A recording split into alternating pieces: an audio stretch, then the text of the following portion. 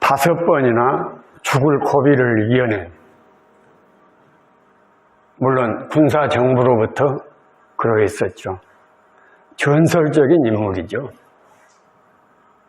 그리고 노벨 평화상을 수상해서 우리 국민에게 영광을 안겨주었던 대통령입니다. 김대중 대통령. 이 김대중 정부 때에 들어와서 IMF가 극복되죠. 노사정 위원회를 설립해서, 그리고 부실 기업의 정리,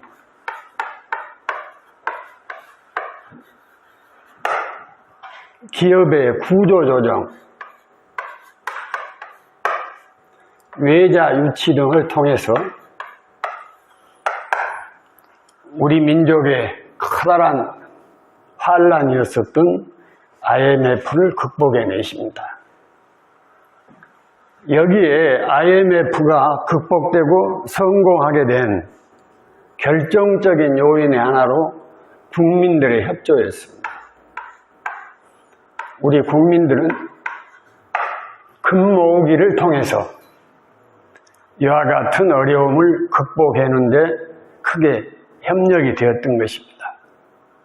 그리고 대북 화해 협력 정책을 펴니다.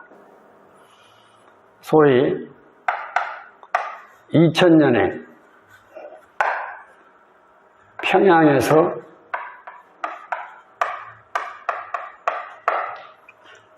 남북 정상회담이 열리죠.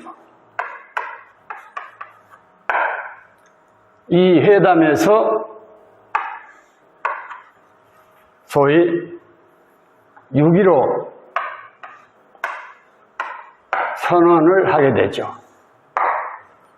이렇게 해서 남북의 화해와 협력이 이루어지는 정책이 추진되어 나간다, 이 말입니다. 그래서 구체적으로 남북이 철도를 연결하고, 이 철도는 연해주를 거쳐서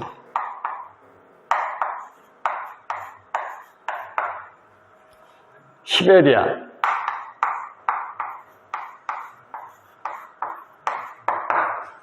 그리고 유럽까지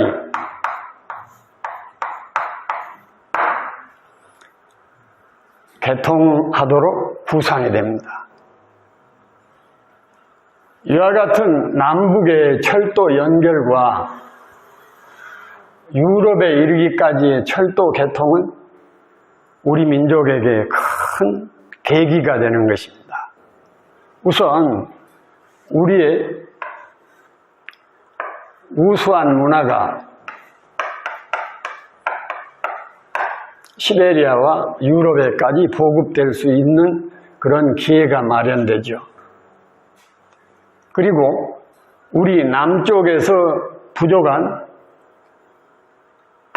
가스 등의 에너지 자원이 수입될 수 있게 된 것이다, 이 말입니다. 이와 같은 철도 정책, 또 하나는 남한의 자본과 우수한 기술력, 그리고 북한의 풍부한 노동력이 결합해서 소위 개성의 공단을 만들어가지고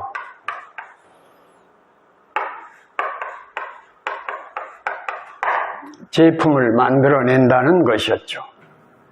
자, 하나만 더 들어보면 세계적인 명산인 금강산 관광이 이루어지게 된 것입니다. 이와 같은 대북 화해 협력 정책은 그 후에 노무현 대통령에 의해서 계승되고 추진되어 왔는데, 박근혜 정부 때에 들어와서 개성공단을 폐쇄함으로써 이 원대한 계획이 무너지게 되고 말았었다. 이런 말입니다. 그리고 역사적인 국민기초생활보장법이 이때 마련되게 됩니다. 김대중 대통령에 이어서 노무현 대통령이 등장하죠. 노무현 정부는 정경유착을 단절하고 권위주의를 청산합니다. 그리고 진실 화해를 위한 과거사 정리 기본법을 마련하죠. 이와 같은 역사적인 일들이 이때 많이 이루어지게 됩니다. 특히 중요한 것은 한반도의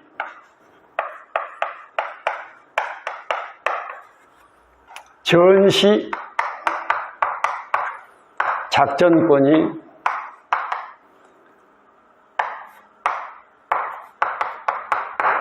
환수되게 됩니다. 미국으로부터 우리가 되돌려 받게 되었었다. 이 말이죠.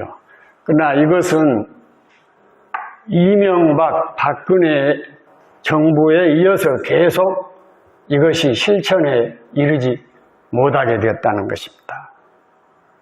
그리고 미국과 FTA라고 하는 것을 체결하죠. 그리고 2007년에는 평양에서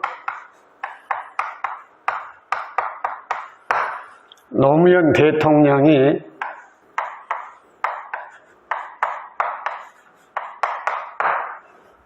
김대중 정부의 대북 화해 협력 정책을 이어받아서 여기에서 정상회담을 갖습니다. 그리고 이명박 정부로 이어지게 됩니다. 자, 이명박 정부는 여러분이 잘 알다시피 4대강 댐을 설립하도록 계획됩니다. 그리고 중앙정보부를 통해서 중앙정보부 중정을 통해서 김대중 대통령과 노무현 대통령에 대한 뒷조사를 시키죠.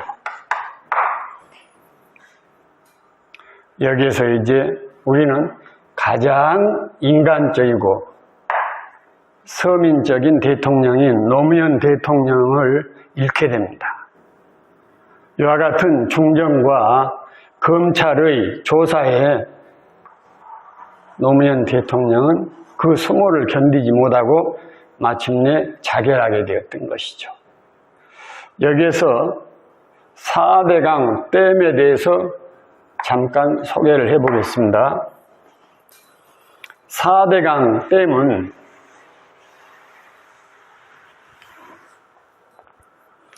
천주교에 의해서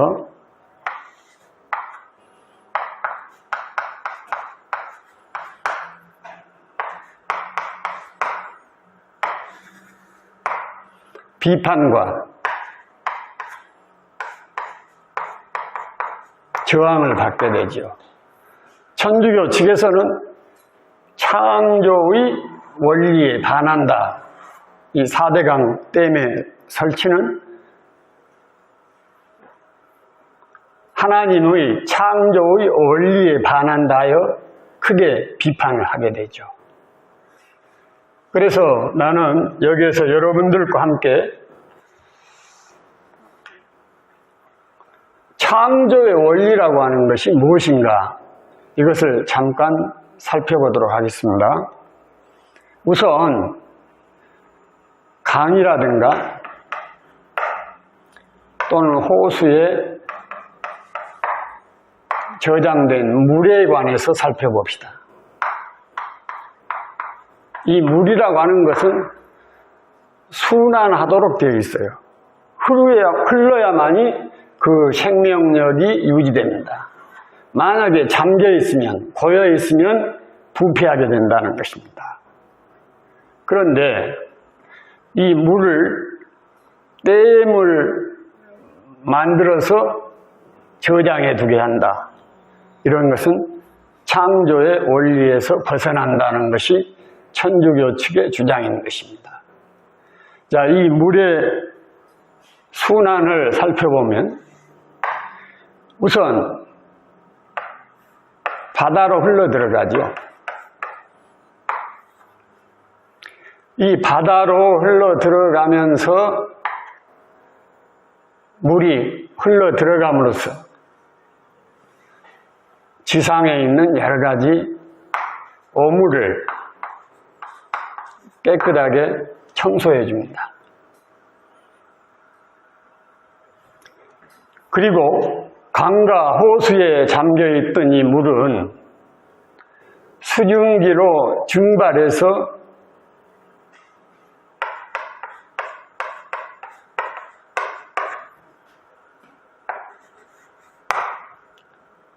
하늘에 구름이 되어가지고 떠있게 되죠.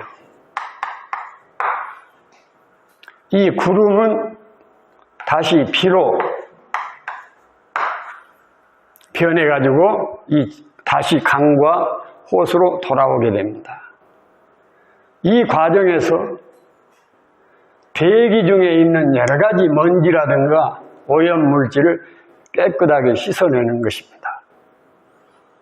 뿐만이 아니죠. 땅속으로 들어가서 물이 땅속으로 들어가서 이 땅이 사막화되는 것을 막아준다는 것입니다.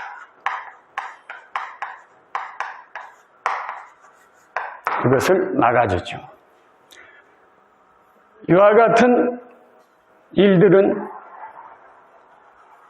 물이 순환함으로써 이루어지는 원리입니다. 그런데 그 물의 순환을 막아버리기 위해서 댐을 설치한다고 하는 것은 하나님의 창조의 원리에 반한다.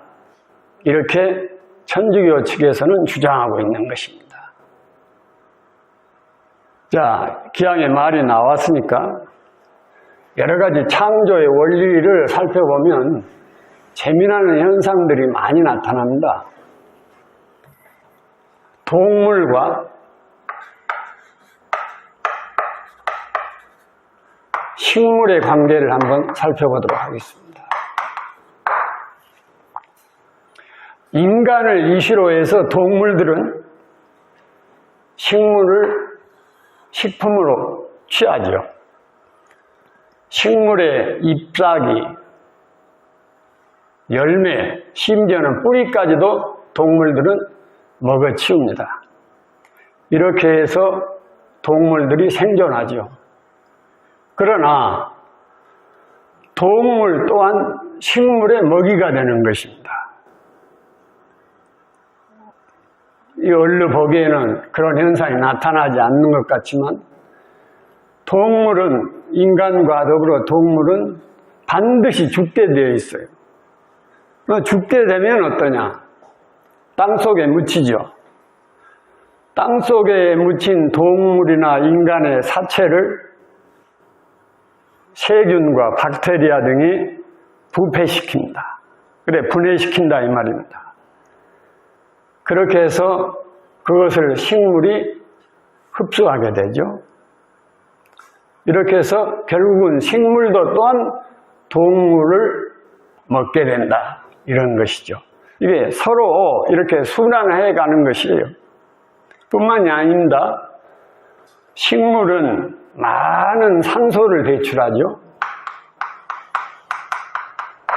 이것이 동물에게 흡입되어서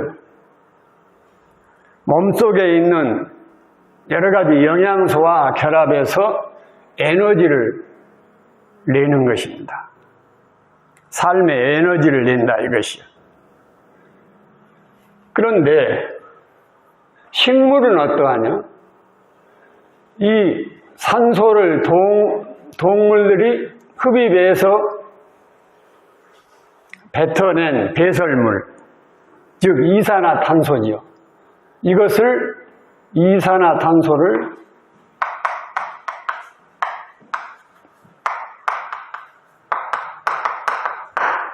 식물들이 취한다 이겁니다. 이것을 받아들여서 식물은 물과 햇볕을 합성하죠. 즉 광합성이라고 하는 것입니다.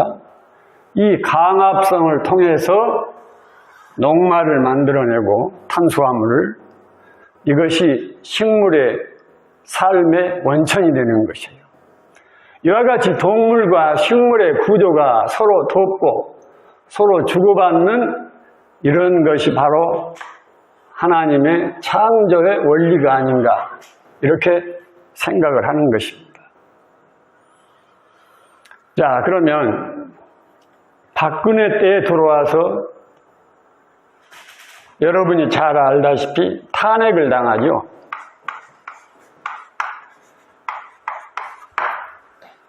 우리나라 역사상 최초의 탄핵을 받은 대통령이 되는 것입니다. 그리고 김대중과 노무현에 의해서 추진되었던 대북 화해 협력 정책이 이때 무너집니다. 박근혜 때. 자, 박근혜 때는 소위 개성공단을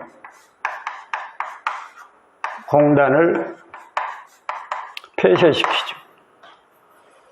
이렇게 해서 이 역사적인 대북 화해 협력 정책은 무너지고 말았었다.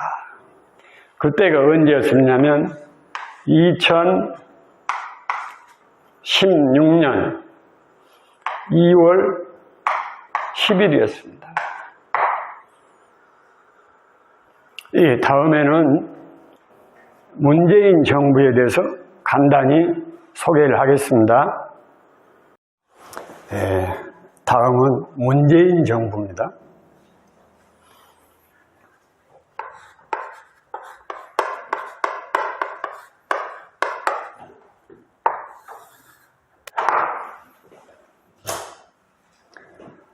현재의 대통령이시고 현재의 일이므로 지금 뉴스상으로 벌어지고 있는 여러 가지 문제점들을 간단히 지적해 보고자 합니다.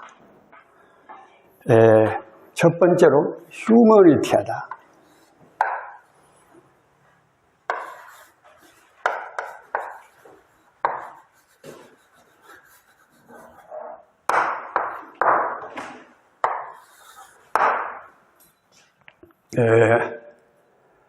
기자들이 질문을 합니다.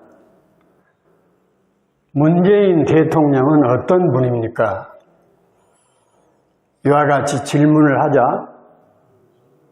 유인태 씨가 말하기를 휴머니티하다 이렇게 말씀하십니다. 휴머니티, 얼마나 우리가 바라는 개념입니까? 국가 지도자가 휴머니티하기를 나는 바랍니다. 우리는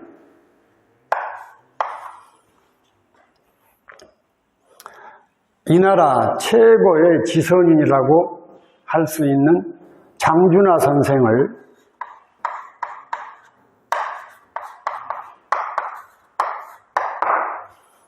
중앙정보부에서 망치로 머리를 쳐서 죽인 후 계곡으로 떨어뜨립니다. 그리고 나서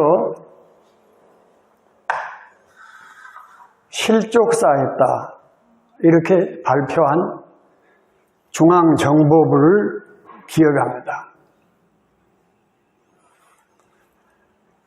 또 군인들이 총칼로 무장을 하고 시민들을 향해서 발포한 그런 군인들을 경험했습니다.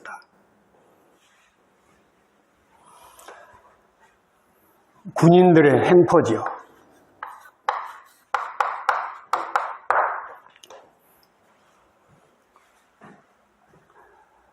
서울대 박종철 군을 물고문으로 죽인 후에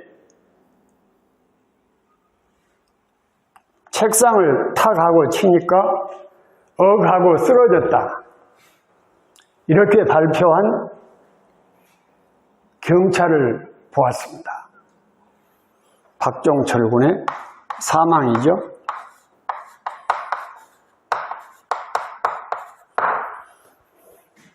이와 같은 불행은 국가 지도자가 휴머니티 할 때 도저히 일어날 수 없는 일이죠.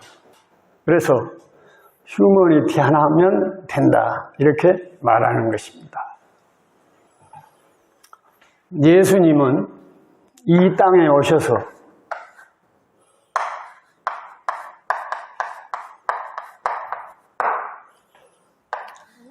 사랑을 말씀하셨습니다.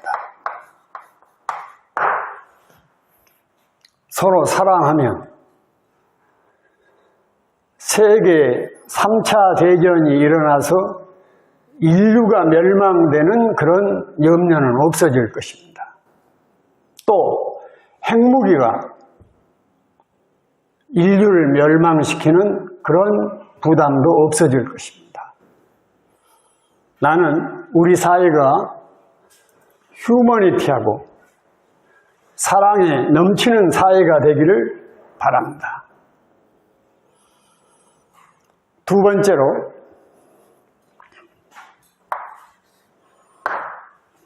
문재인 정부는 중앙정보부와 검찰의 개혁을 추진해서 거의 이루어진 상태입니다. 먼저 중정은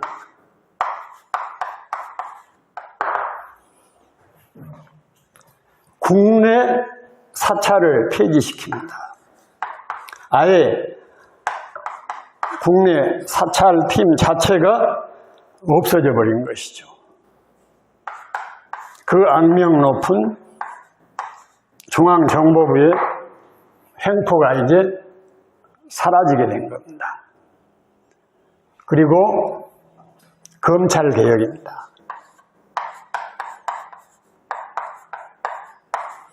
문재인 정부는 검찰을 개혁하기 위해서 조국을 법무부 장관에 임명해서 추진하려고 했던 것이에요. 그러자 검찰은 조국과 그 일가족에 대해서 수사를 하죠. 이런 내용을 조금 더 살펴보면요. 장관에 임명되기 직전에 기소합니다. 기소하여 70여 차례의 압수수색을 합니다. 뿐만이 아닙니다. 조국의 부친의 묘소에까지 수사관을 파견시켜서 수사를 하죠. 이렇게 했지만 뚜렷한 범죄가 나타나지 않았어요. 그러자 국민의힘 쪽에서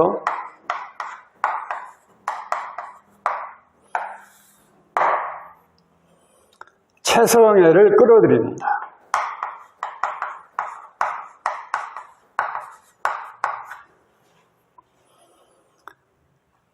비례대표 5번을 줄 테니까 증언을 해달라. 이렇게 해서 최성애가 사실과 어긋난 증언을 하죠.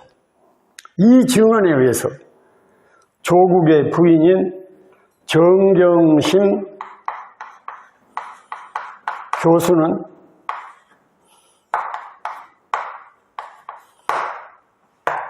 법원으로부터 4년형을 선고받게 되죠.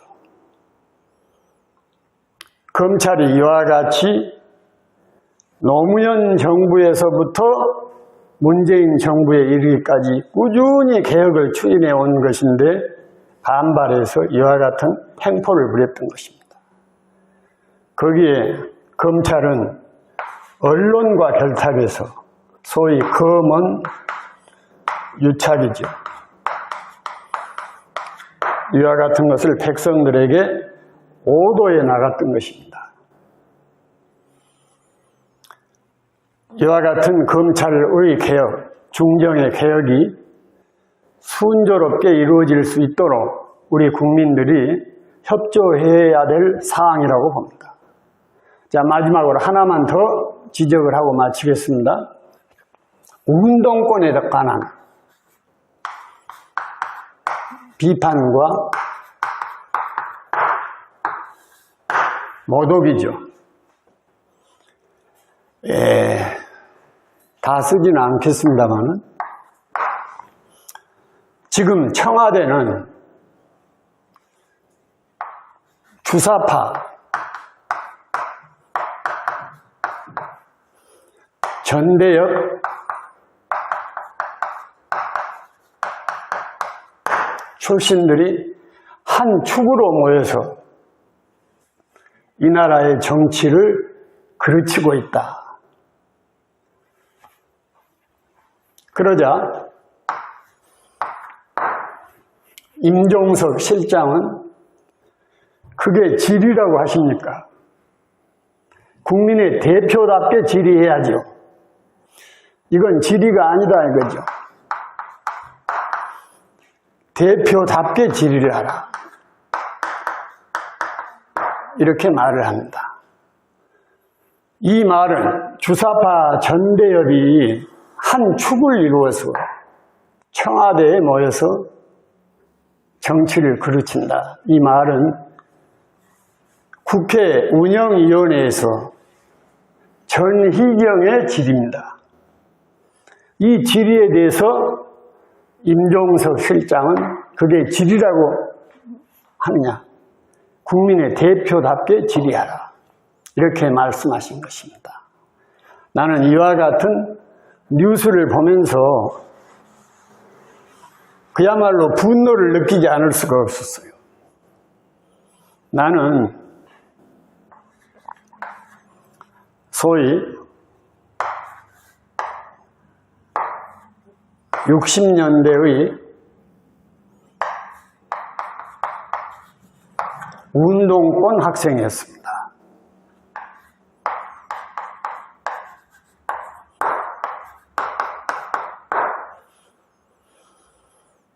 나와 내 동료들은 이 땅의 민주주의를 위해서 그리고 인권을 위해서 투쟁한 것입니다. 그 대가는 때로는 죽음으로, 때로는 감옥으로, 때로는 불법 징집으로 탄압을 받았던 것입니다. 이와 같은 탄압 좋습니다. 그때는 젊은 혈기로 이 민족을 위해서 한 활동들이니까 내가 그런 정도의 탄압은 감수한다 이 말입니다. 그런데 한 친구는, 나의 한 친구는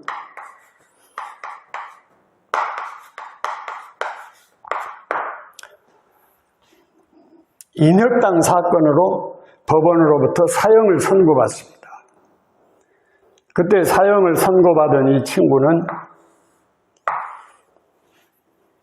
판사님 영광입니다. 이렇게 외치면서 사형을 받아들여요. 이 사형을 선고받은 지 불과 18시간 만에 단 18시간입니다. 형장의 이슬로 사라지게 되었습니다. 여러분, 이와 같은 대가가 오늘날의 계속되고 있구나 하는 생각으로 나는 분노하지 않을 수가 없었던 것입니다.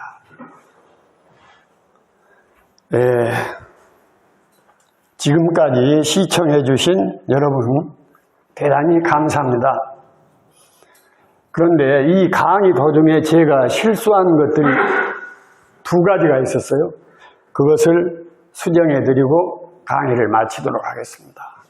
하나는